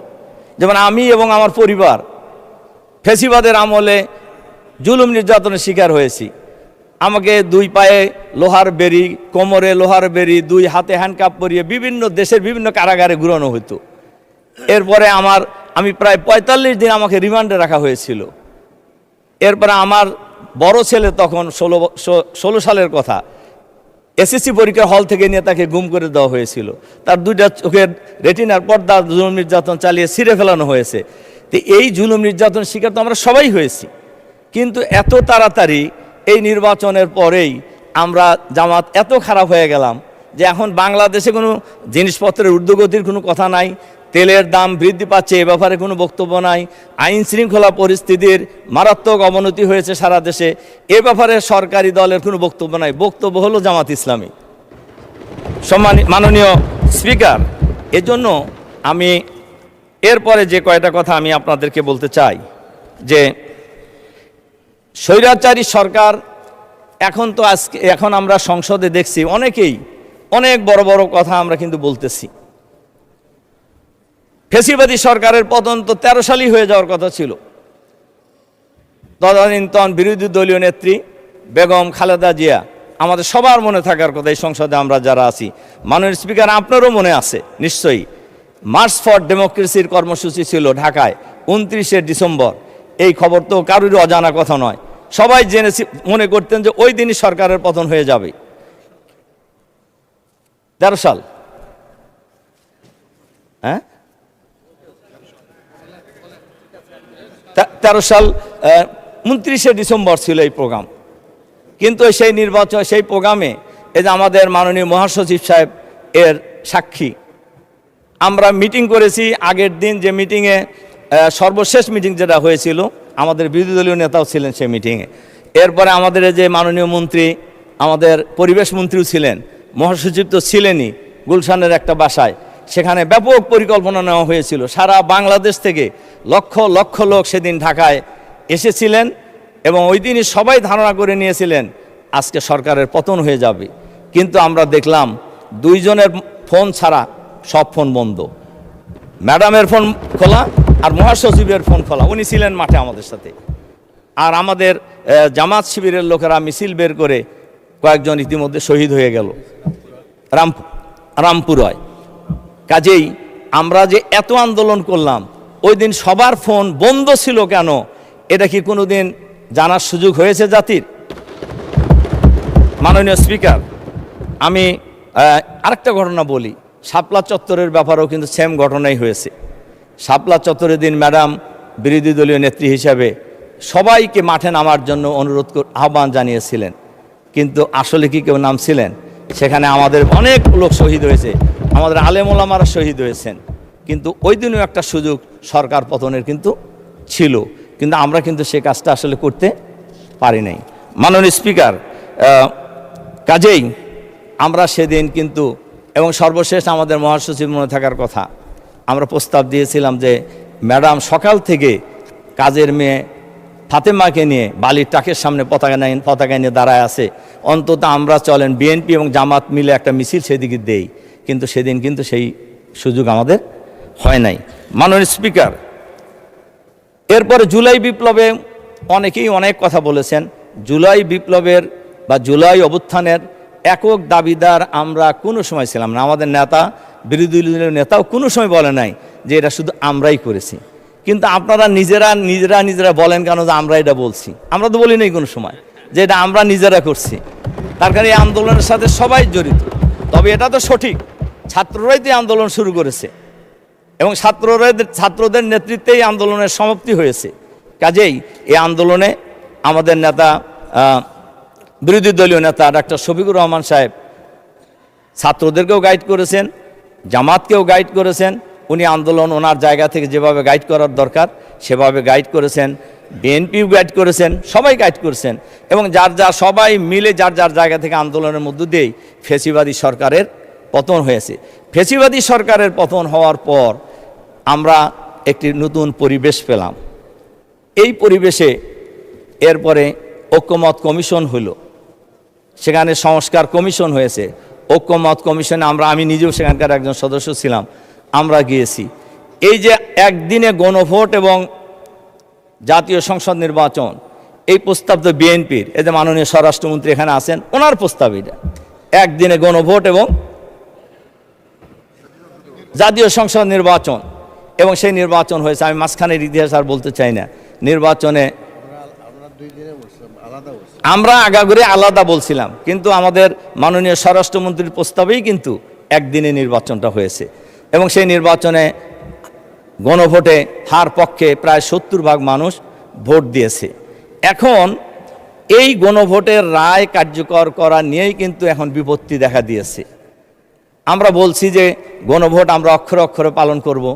আমার প্রশ্ন হলো, তাহলে গণভোটের রায় মানতে কি বলে জুলাই সনদ আমরা অক্ষরে অক্ষরে পালন করব। আমার প্রশ্ন হলো, তাহলে গণভোটের রায় বাস্তবায়ন করতে অসুবিধাটা কোথায়? এখানে তো অসুবিধা থাকার কথা নয়। এবং এটা যদি আমরা করি তাহলে বহু সমস্যারই সমাধান একসাথে হয়ে যাবে বলে আমি মনে করি। মাননীয় স্পিকার, আমরা সবসময় সংবিধানের কথা বলতেছি। এই সংবিধানের কথা শুনলেই আমার কাছে মনে হয় ফ্যাসিবাদী সরকারের সময় যে মহাসচিব ছিলেন, ওনার আর একটা নামও ছিল, আমি নাম বলতে চাই না, উনি কিন্তু সংসদেও বলছেন, বাইরেও বলছেন এবং অনেক অঙ্গভঙ্গি করেই বলছেন যে যাই বলুক আমরা সংবিধান থেকে এক চুলো নড়ব না। সংবিধান কার জন্য? সংবিধান তো মানুষের জন্য, সংবিধানের জন্য তো মানুষ না। কাজেই সংবিধান সংস্কার করতে অসুবিধা কোথায়? আমার তো মনে হয় কোনো অসুবিধা থাকার কথা নয়। এবং আজ এবারে এই সংসদেও বলা হয়েছে, ম্যাডাম কি বলেছিলেন সংবিধানের ব্যাপারে, অনেক নেতাই আজকে এখানে আছেন তারা কে কি বলেছিলেন সংবিধানের ব্যাপারে, ছুঁড়ে ফেলা দেওয়ার ব্যাপারে, এটা তো সবাই জানে, গোটা জাতি জানে। তা আজকে সংবিধান সংস্কার করার ক্ষেত্রে অসুবিধা তো থাকার কোনো কথা নয়, কিন্তু এই জায়গায় কেন অসুবিধা সৃষ্টি করে আমরা এখানে একটা বিপত্তি তৈরি করার চেষ্টা করছি। মাননীয় স্পিকার, কাজেই আমরা আমাদের বক্তব্য পরিষ্কার। এই সময়ে যে পরিবেশ তৈরি হয়েছে, এখানে গণভোটের রায় কার্যকর করলেই সকল সমস্যা সহজেই সমাধান হয়ে যাবে। মাননীয় স্পিকার, আমরা লড়াই করেছিলাম বৈষম্যের বিরুদ্ধে, আমরা লড়াই করেছিলাম একদলীয় শাসনের বিরুদ্ধে, কিন্তু আমরা লক্ষ্য করছি সরকারের বয়স তো খুব বেশি হয় নাই। ওনারা বলেছেন 2 মাস, আমরাও বলছি 2 মাস, বেশি দিন হয় নাই। কিন্তু বৈষম্য কি প্রতিষ্ঠা হচ্ছে? ইতিমধ্যেই দলীয়করণ শুরু হয়ে গেছে। সকল বিশ্ববিদ্যালয়ের ভাইস চ্যান্সেলর পরিবর্তন করে দেওয়া হয়েছে। জেলা প্রশাসক জেলা পরিষদে প্রশাসক নিয়োগ করা হয়েছে। বিভিন্ন সিটি কর্পোরেশনে মেয়র নিয়োগ করা হয়েছে, প্রশাসক নিয়োগ করা হয়েছে। এবং সচিবালয় থেকে শুরু করে যে সকল অভিজ্ঞ কর্মকর্তারা ফেসিবাদের আমলে ওএসডি হয়েছিল, আবার এখনও তাদেরকে ওএসডি করা হচ্ছে। কিন্তু আমরা লক্ষ্য করছি ফেসিবাদের দোসর যারা, তারা কিন্তু অন্তর্বর্তীকালীন সরকারের সময় তারা বহাল ছিল, আমরা তখনও বলেছি, এখনও বহাল আছে। এবং তারা সুবিধা মতো পোস্টিংও পাচ্ছে এবং ক্ষেত্র বিশেষে প্রমোশন পেয়ে তারা সামনের দিকে এগিয়ে যাচ্ছে। আর যারা এই 16 বছর 17 বছর নিষ্পেষিত হয়েছে, নির্যাতিত হয়েছে, ওএসডি ছিল, অনেকের চাকরি চলে গেছে, এই লোক এদেরকে আবারও ওএসডি করা হচ্ছে। এক্ষেত্রে এই স্বাস্থ্য বিভাগে বেশি করা হচ্ছে, ডাক্তারদেরকে বদলি করার ক্ষেত্রে একেবারে গণহারে এক জায়গায় তার এক জায়গায়। শুধু ছোট্ট একটা উদাহরণ যদি দেই বোঝা যাবে, মুগদা মেডিকেল কলেজের প্রিন্সিপালকে ঢাকা মেডিকেল কলেজ বদলি করা হয়েছে, ওখানে জয়েন করতে দেওয়া হয় নাই তাকে। এরপরে দেওয়া হয়েছে মাতোয়ালি মেডিকেল কলেজে, সেখানেও তাকে জয়েন করতে দেওয়া হবে না। পরে আমি যতটুকু জানি মন্ত্রী মহোদয় হস্তক্ষেপ করে তাকে জয়েন করার ব্যবস্থা করেছেন। তাহলে কি মন্ত্রীর বাইরেও কারো পাওয়ারফুল লোক আছে বোঝা দিয়েছে, যারা মন্ত্রীর চাইতেও ক্ষমতা রাখে। মাননীয় স্পিকার, এজন্য আমি সবশেষে আপনাদের মাননীয় স্পিকার, আসলে সব জায়গায় কিন্তু আওয়ামী স্টাইলে দেশ পরিচালনার একটা লক্ষণ দেখা যাচ্ছে, যেটা কারোর জন্যই, আমাদের জন্য ভালো নয়, দেশের জন্য ভালো নয়। একজন মন্ত্রী বলেছেন আমাদেরকে ট্রেনিং দেওয়ার জন্য, আমরা বুঝি না যে এই পার্লামেন্ট কিভাবে চলে। আমি সেই মাননীয় মন্ত্রীকে বলবো, আমাদের মাননীয় স্পিকারের মাধ্যমেই আপনার নিজের চেহারাটাকে আয়নাতে দেখেন যে আপনারা কি করতেছেন আসলে। কাজেই বিরোধী দলকে সবক দেওয়ার চাইতে নিজেরা সবক গ্রহণ করা সবচাইতে বুদ্ধিমানের কাজ। মাননীয় স্পিকার, সবশেষে আমি আমার নির্বাচনী এলাকার ব্যাপারে কয়েকটি কথা আমাকে বলতে চাই। আমি বিনীত অনুরোধ করব আমাকে কয়েক মিনিট সময় বাড়িয়ে দেবেন। মাননীয় স্পিকার, আমার নির্বাচনী এলাকা সিরাজগঞ্জ, উল্লাপাড়া, সলঙ্গা। আমার এখানে ভোটার প্রায় 5 লাখের কাছাকাছি, প্রায় 7 লক্ষ লোকের বসবাস। এইখানে এর মধ্যে একটি সলঙ্গা একটা এরিয়া আছে, যেটা বলা যায় উত্তরবঙ্গের প্রবেশদ্বার, এবং সবাই সে জায়গাটাও আমরা চিনি, যেহেতু উত্তরবঙ্গ যাইতে হলেই ওই এলাকার উপর দিয়ে যেতে হবে। সলঙ্গা এমন একটা জায়গা, ব্রিটিশ বিরোধী আন্দোলনের অন্যতম একটা সূতিকা। মাননীয় সদস্য 2 মিনিটের মধ্যে শেষ করেন। মাননীয় স্পিকার, আপনাকে ধন্যবাদ যে সময় 2 মিনিট বাড়ায় দিয়েছে, 5 মিনিট দিলে একটু ভালো হতো আর কি। মাননীয় সদস্য, মন্ত্রীরা 7 মিনিট 6 মিনিট করে বলেছে, আপনি 15 মিনিট অলরেডি বলেছেন, আরো 2 মিনিট অ্যাড করলাম, 17 মিনিট। মাননীয় স্পিকার, শেষ করেন 2 মিনিটে। তাই সলঙ্গা যেহেতু একটা খুবই পরিচিত এবং রাজনৈতিক সচেতন এলাকা, এখানে একটা আলাদা থানা হয়েছে। এই থানার এই এলাকায় একটা পৌরসভা হওয়ার জন্য আমি মাননীয় আমাদের মন্ত্রীকে অনুরোধ করব এই সলঙ্গাকে পৌরসভায় রূপান্তর করা এবং একটি নতুন পৌরসভা দেওয়া এবং পর্যায়ক্রমে এটাকে একটা উপজেলায় রূপান্তর করার জন্য আমি বিনীতভাবে অনুরোধ করছি। মাননীয় স্পিকার, এরপরে মাননীয় মন্ত্রীর কাছে আমি আরেকটা অনুরোধ জানাবো। আমার এলাকায় পৌরসভার সাথে লাগানো একটা নদী আছে, যে নদীকে রামকান্তপুর নদী বলা হয়। এখানে নদী পৌরসভার সাথে লাগানো, কিন্তু নদীর ওপারেই গ্রাম, পুরো একটা ইউনিয়ন, এবং এই ইউনিয়নের সাথে আমার সিরাজগঞ্জের আমাদের মাননীয় মন্ত্রী, খনিজ সম্পদ মন্ত্রী আছে, উনি জানেন, ওনার নির্বাচনী এলাকার লোকজনও এই নদী পার হয়ে যাতায়াত করে। যদি নদীতে ব্রিজ দিয়ে দেওয়া হয় তাহলে 1 মিনিটে পার হবে। ব্রিজ না হওয়ার কারণে 1 ঘন্টা লাগে খেওয়ার নৌকা পার হইতে। আর আপনার মাননীয় স্পিকার, আর যদি রাস্তা দিয়ে ঘুরে আসতে হয় তাহলে 20 কিলোমিটার ঘুরতে হয়। এজন্য আমি মাননীয় মন্ত্রীর কাছে অনুরোধ জানাবো এখানে অতি তাড়াতাড়ি একটি ব্রিজ নির্মাণ করার জন্য। মাননীয় স্পিকার, এর সাথে সাথে উল্লাপাড়া 4টি ইউনিয়ন আছে। মাননীয় মন্ত্রী ফকির মাহবুবা নাম, আপনার সময় 8 মিনিট। বিসমিল্লাহির রহমানির রহিম। আপনাকে ধন্যবাদ মাননীয় স্পিকার। আজকে এখানে দাঁড়িয়ে কথা বলার সুযোগ পেয়ে আল্লাহ তাআলাকে ধন্যবাদ দিচ্ছি। রব্বুল আলামিন সুযোগ করে দিয়েছে এখানে দাঁড়িয়ে কথা বলার জন্য। ধন্যবাদ দিচ্ছি আমাদের মাননীয় প্রধানমন্ত্রী, যিনি আমাকে বিশ্বাস এবং আস্থা রেখে আমাকে মধুপুর ধনবাড়ি থেকে নমিনেশন দিয়েছিলেন, এবং ধনবাড়ি মধুপুরবাসী আমাকে প্রায় ৬২,০০০ ভোটের ব্যবধানে আফটার লং 45 ইয়ার্স এমপি নির্বাচিত করেছেন। এবং আমাদের মাননীয় প্রধানমন্ত্রী আমাকে মন্ত্রিত্ব দিয়ে ধনবাড়ি মধুপুরবাসীকে পুরস্কৃত করেছেন। মাননীয় প্রধানমন্ত্রীকে আবার ধন্যবাদ। ধন্যবাদ দিচ্ছি আমার পরিবার থেকে, আমাদের প্রয়াত আফাজউদ্দিন ফকির, লোকমান হোসেন ফকির, যারা একসময় শহীদ প্রেসিডেন্ট জিয়াউর রহমানের সঙ্গে রাজনীতি করতেন, আমাদের মরহুমা বেগম খালেদা জিয়া রাজনীতি করতেন, তাদের রুহের মাগফিরাত কামনা করছি। আজকে এখানে দাঁড়িয়ে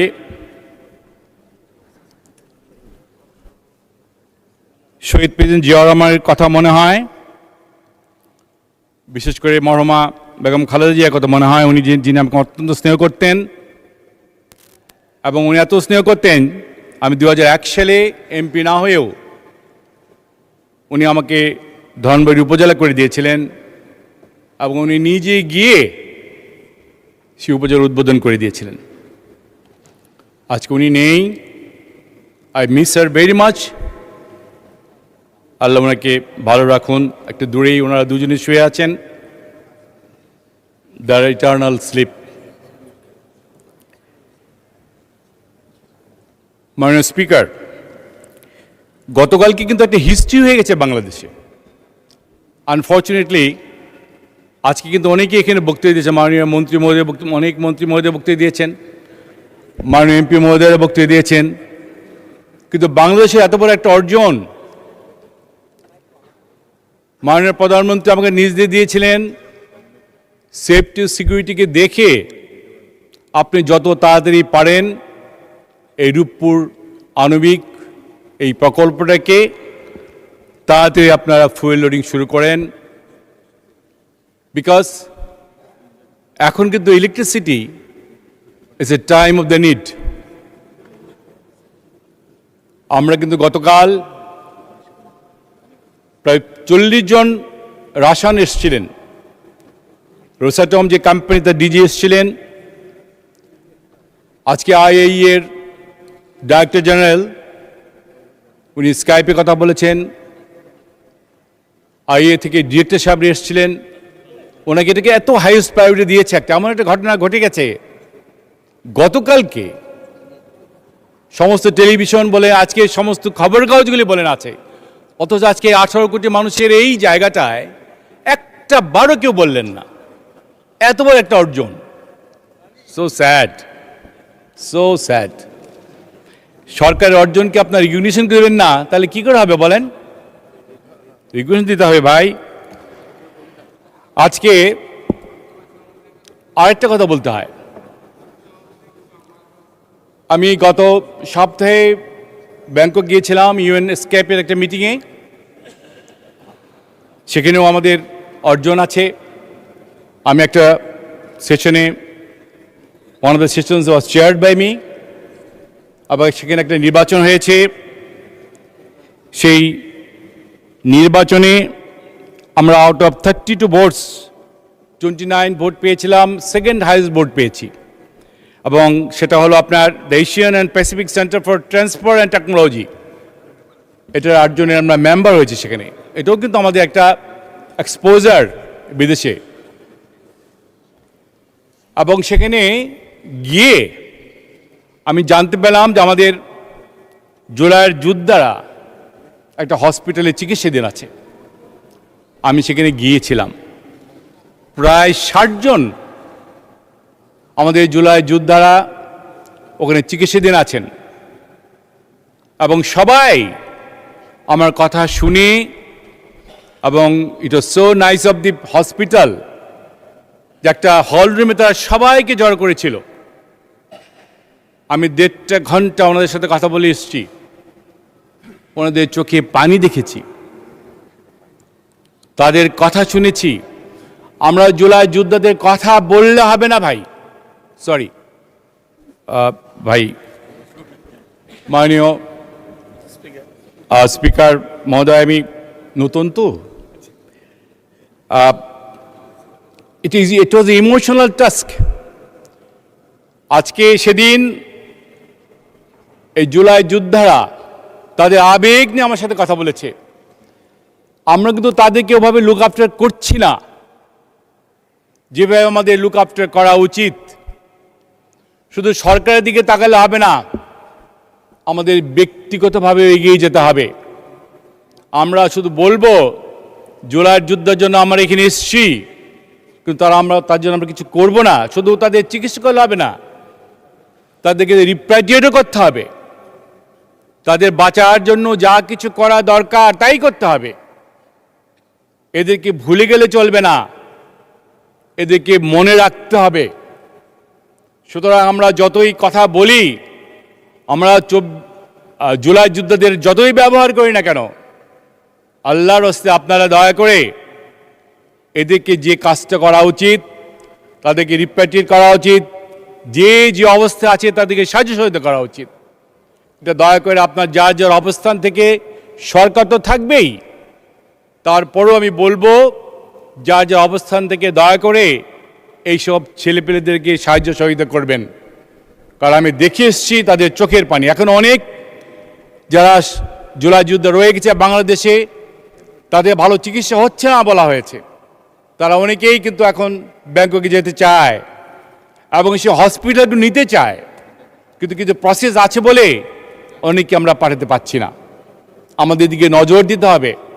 মাননীয় স্পিকার, আপনাকে বলবো দয়া করে আমাদের এই জুলাই যোদ্ধাদের প্রতি সরকার এবং আমরা এখানে যারা আছি, যাদেরকে ব্যবহার করি, তাদের প্রতি নজর রাখার জন্যে। আমি মধুপুর ধনবাড়ি থেকে প্রায় 45 বছর পরে আমি এখান থেকে নির্বাচিত হয়েছি। ধন্যবাদ মাননীয় মন্ত্রী। আচ্ছা, আরো 2 মিনিট বলেন, 2 মিনিটে শেষ করেন, কনক্লুড করেন। Thank you.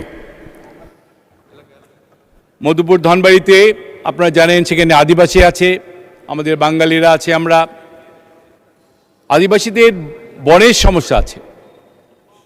আমাদের ওখানে প্রচুর আনারস হয়। আমাদের মাননীয় প্রধানমন্ত্রী, আমি অনেকবারই দেখেছি, উনি মধুপুরের আনারসের কথা উনি বলেন, এবং সেই আনারসের রক্ষা করার জন্য আমাদের ওখানে একটা কোল্ড স্টোরেজ দরকার।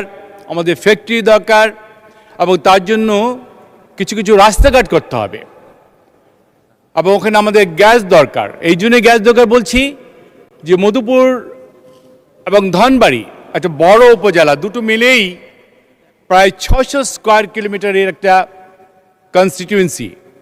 ওখানে যদি আমি গ্যাস দিতে পারি তাহলে কিন্তু ওটা আরেকটা একটা ভালুকা বা গাজীপুরের মতো একটা ইন্ডাস্ট্রিয়াল জোন হতে পারে, কারণ ওখানে এত জমি পড়ে আছে, বিশেষ করে মধুপুরে। আমরা যদি সরকার থেকে সাহায্য সহযোগিতা পাই, আমি বিশ্বাস করি যে আজকে আমরা স্বপ্ন দেখছি যে ওখানে ইন্ডাস্ট্রিয়াল বেল করব, এটা সম্ভব হবে। মাননীয় স্পিকার, আমি আপনার মাধ্যমে সরকারকে জানাতে চাই যে মধুপুর ধনবাড়ির প্রতি একটু জনগণের প্রতি, এত বছর পরে তারা আমাদেরকে নির্বাচিত করেছেন, as I said after long 45 years, আমি মনে করি তারা আমাদের উপরে কিছু এক্সপেক্ট করছে, সুতরাং আমার কিছু করা উচিত।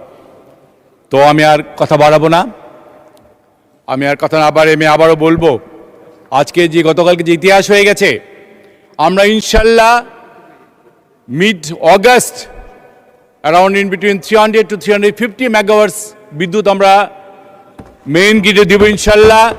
তখন আমাদের মাননীয় প্রধানমন্ত্রী ওনাকে ইনগ্রেট করবেন ইনশাল্লাহ, এবং বাই এন্ড অফ দ্য ইয়ার।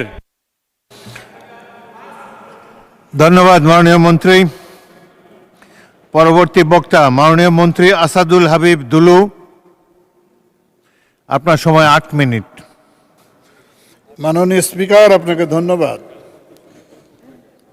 একটা বিজ্ঞাপন ছিল বিমানের, যে ছোট হয়ে আসছে পৃথিবী, আর আমরা ধীরে ধীরে সময়ের সংকুচিত অবস্থায় পড়েছি, আবার আমরাও ছোট অবস্থায় পড়ে গেলাম। যাই হোক, মাননীয় স্পিকার, আপনাকে ধন্যবাদ।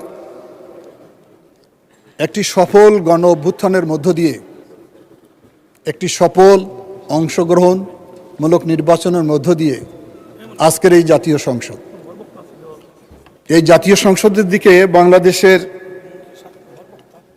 18 কোটি মানুষ তাকিয়ে রয়েছে। গণতন্ত্রের সৌন্দর্যতা হচ্ছে সমালোচনা থাকবেই, সেটাকে আমরা সবসময় ওয়েলকাম করি, সেটা হওয়াই স্বাভাবিক। কিন্তু পার্লামেন্টের যে পরিবেশ, এটাকে আমি ধন্যবাদ জানাই। আলোচনা হবে, উত্তপ্ত হবে, আবার আমরা একসঙ্গে মিলিত হব। কিন্তু পার্লামেন্টের বাইরে এমন কিছু আলোচনা হয় যেটা আমাদেরকে ব্যথিত করে। কিরকম ব্যথিত করে? কিছু কিছু সভাগুলোতে বলা হচ্ছে যে এই সরকারকে পতন করতে 16 দিন সময় লাগবে না। এটা তো একটা ফেসিবাদী বক্তব্য হয়ে গেল। যেমন শেখ হাসিনা বলেছিলেন নির্বাচনের পর 2001 সালে যে একদিনও শান্তিতে থাকতে দিব না। বিশেষ করে সাম্প্রতিক সময় সামাজিক যোগাযোগ মাধ্যমগুলো যেভাবে প্রত্যেকটি নেতার, এটি আমরা শুধু আমাদের কথা বলি না, অপোজিশনও যারা আছে তাদের বিরুদ্ধেও যে অশ্লীল অশ্রব্য কথা বলা হয়, সেটা আসলে আমাদের কাঙ্ক্ষিত না।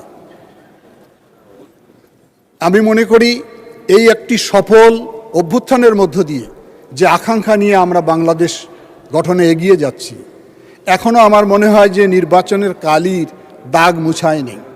এখনই যদি সরকার পতনের আন্দোলনের ডাক দেওয়া হয়, তাহলে একটি সরকার কিভাবে কাজ করবে? আমি আশা করি সমালোচনা আমরা করব, আমরাও করব শালীনতা রেখে। যারা বিরোধী দলে আছি আমরা সবাই শালীনতা রক্ষা করেই যেন আমরা সমালোচনা করি। সমালোচনা ছাড়া কেউ কোনোদিন আমরা সংশোধন হব না। ভুল ধরিয়ে দিবেন, ভুল সংশোধন করব। আজকে কি আমাদের সংসদ নেতা, ওনার পরিচয় কি? আমি মনে করি উনি একজন বিরল সম্মানের অধিকারী। পৃথিবীতে কয়জন আছে আমার জানা নেই যার পিতা রাষ্ট্রপতি, সেনাবাহিনীর প্রধান, যার মা প্রধানমন্ত্রী, উনি নিজে প্রধানমন্ত্রী হয়েছেন। এটি তো আমাদের সৌভাগ্য। তাকে নিয়েও এমন কিছু কথা বলা হয় যেটি আমাদের আঘাত করে, কষ্ট পাই আমরা। ওনার বক্তব্য, ওনাকে যেভাবে নির্যাতন করা হয়েছে, আমি একটি নামও উনি কোনোদিন কার উচ্চারণ করেনি। পতিত সরকারের প্রধানমন্ত্রী তুই বলে বলছে, তুই আয় বাংলাদেশে। এত নির্যাতনের পরে সে নামটাও কিন্তু কোনো উচ্চারণ করেন না। কত বিনয়ের সঙ্গে, কত সাধারণভাবে দেশ পরিচালনা করছে। আমরা তাকে সহযোগিতা করি। জিয়াউর রহমানের প্রতিচ্ছবি তো তার মধ্যে রয়েছে। আপনারা সবসময় জিয়াউর রহমানকে শ্রদ্ধা করেন, এই জন্য আপনাদেরকে আমি ধন্যবাদ জানাই। আপনারা আমাদের প্রিয় নেত্রী বেগম খালেদা জিয়াকে শ্রদ্ধার সঙ্গে স্মরণ করেন, সুতরাং তার উপর আস্থা বিশ্বাস আপনারা রাখতে পারেন। তাকে সহযোগিতা করেন। যে আকাঙ্ক্ষা নিয়ে জুলাই অভ্যুত্থান হয়েছে, একটি গণতান্ত্রিক বাংলাদেশ, মানবিক বাংলাদেশ, সমৃদ্ধশালী বাংলাদেশ, আলোকিত বাংলাদেশ আমরা করতে চাই। সুতরাং সরকার এবং বিরোধী দল এটি তো গণতন্ত্রের অংশ। আজকের এই মাননীয় স্পিকার, আমি মনে করি আমরা যদি সম্মান করতে না পারি তাহলে নিজেও কোনোদিন সম্মানিত হব না। আমার এখানেই সবচেয়ে বেশি কষ্ট লাগে। রাজনীতির সংস্কৃতিটা আমরা কোথায় দাঁড় করালাম? কি ধরনের বক্তব্য আমরা দিই? সেই জায়গা থেকে আমার মনে হয় যে সবাইকে মনোজগৎ থেকে একটি পরিবর্তন হওয়া উচিত। সেই পরিবর্তনের হাওয়া আমরা পাই না। 5ই আগস্টের পর বিশেষ করে আমার তরুণ ছাত্ররা যে আন্দোলনে ভূমিকা রেখেছিল, যুগের ইতিহাস যদি আমরা পর্যালোচনা করি, যারা আন্দোলন করেন তারা যখন জনগণের ম্যান্ডেট চায়, জনগণ কিন্তু তাদেরকেই ম্যান্ডেট দেয় সাধারণত। 91 সালে 90তে বিএনপি আন্দোলন করেছে, জনগণ ঠিক 91 নির্বাচনে দেশনেত্রী বেগম খালেদা জিয়াকে রাষ্ট্র ক্ষমতায় পাঠিয়েছে। কিন্তু গত 12ই ফেব্রুয়ারি নির্বাচনে আমাদের এই তরুণদের নির্বাচনের ফলাফল কাঙ্ক্ষিত হয়নি। কেন হয়নি আমি তাদেরকে মূল্যায়ন করতে বলবো। আমি আশান্বিত হয়েছিলাম যে একটি তরুণ সমাজের রাজনৈতিক দল জাতি গঠনে তাদের বুদ্ধিমত্তা, তাদের দেশপ্রেম দিয়ে দেশকে এগিয়ে নিয়ে যাওয়ার জন্য তারা ভূমিকা রাখবে। কিন্তু আমার মনে হয় যে পথ হারিয়ে ফেলেছে। পদ্মকলি নাম, কলি ফোটার আগেই মনে হয় নিভে গেল। এই আশা আমরা তাদের প্রতি করতেই পারি। মাননীয় স্পিকার, আমাদের বিরোধী দলের নেতৃবৃন্দ সময় আমাদের সঙ্গে থাকেন, সবাই আবার ছুটে যান। ওই যে একটি বঙ্কিমচন্দ্রের উপন্যাসের নাম ছিল সখী তুমি কার। 86 সালে নির্বাচনে গেলেন এরশাদের সঙ্গে। আমরা যখন নির্বাচন করে সরকার গঠন করলাম তখন আওয়ামী লীগের সঙ্গে জোট বাঁধলেন, কখনো আমাদের সঙ্গে থাকেন। এটি তো আমি বুঝতে পারি না। আজকে গণতন্ত্রের কথা বলছেন, আবার শরিয়া আইন কায়েম করতে চাচ্ছেন। যদিও মাননীয় বিরোধী দলের নেতা বলছেন যে না, আমরা শরিয়া আইন কায়েম করব না। আমার মনে হয় যে অনেক পরিবর্তন হয়েছে ইতিমধ্যে আপনাদের। যেমন আপনারা জাতীয় স্মৃতিসৌধ যাচ্ছেন, আপনারা আমাদের 21-এর শহীদ মিনারে যাচ্ছেন, সাম্প্রতিক সময়ে এবার বৈশাখী উৎসবও পালন করেছেন। এগুলো আপনাদের পরিবর্তন, সেটাকে আমি স্বাগত জানাই। আমি মনে করি বক্তব্য আমি শেষ করে আনবো আমার সময় মতো। সবাই মিলে বাংলাদেশ করতে চাই। আমরা যেন সমালোচনা করব সেটা আমরা সবাই, সব পক্ষ শালীনতা বজায় রেখে করতে চাই। কথা শেষ করে আনি। আমি একটা আন্দোলন করেছি তিস্তাকে ঘিরে। তিস্তা পরে সন্তান আমি, জাগো ভাই তিস্তা বাঁচাই। 2 কোটি মানুষের হাহাকার, তিস্তা পড়ে। তিস্তা একসময় আমার মায়ের মতো ছিল, সেই তিস্তা আজকে ধুধু বালুচর। তিস্তা পরে 2 কোটি মানুষের দিকে যখন তাকিয়ে থাকি তখন আমাদের কোনো কিছু ভালো লাগে না। আমাকে 1 মিনিট বাড়িয়ে দেন, 1 মিনিটে। মাননীয় মন্ত্রী, আরেক মিনিট বাড়ানো হলো। হ্যাঁ, অনেকে অনেক চেয়েছে, আমি মাত্র 1 মিনিট চেয়েছি। Thank you. 1 মিনিটে শেষ করুন। সেই তিস্তা নদী একটি বৈষম্য শিকার হয়েছি পার্শ্ববর্তী দেশের পানির কারণে। আমি আশা করি এই তিস্তা পাড়ের মানুষ একসময় গোলা ভরা ধান, পুকুর ভরা মাছ, গোয়াল ভরা গরু ছিল, মুখে ছিল ভাওয়াইয়া গান। আপনিও তিস্তা পাড়ে গিয়েছেন, এখানে আমার প্রিয় মহাসচিব উনি গিয়েছেন, আরও অনেক নেতৃবৃন্দ গিয়েছেন। সবাই আমরা প্রতিশ্রুতি দিয়েছি যে তিস্তাকে আমরা মহাপরিকল্পনার আওতায় নিয়ে এই 2 কোটি মানুষের জীবন রক্ষা করা হবে। আমি আশা করি আমরা যেন সেই দিকে এগিয়ে যাই।